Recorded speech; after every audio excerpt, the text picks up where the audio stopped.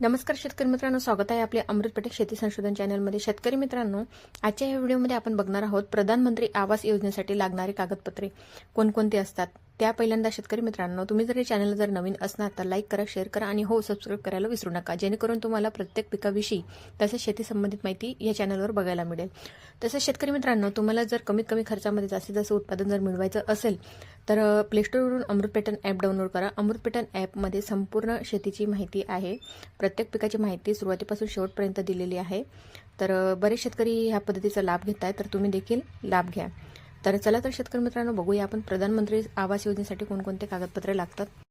तर शेतकरी मित्रांनो, प्रधानमंत्री आवास योजनेसाठी लागणारी कागदपत्र तेच म्हणजे घर नसेल त्याबाबत दाखला, जातीचा दाखला, उत्पन्नाचा दाखला, आधार कार्ड, मतदान card, mobile number, 2 photo, passbook म्हणजे पासबुकचे झेरॉक्स, हे कागदपत्र प्रधानमंत्री आवास योजनेसाठी लागतात। तर कशी वाटली माहिती नक्कीच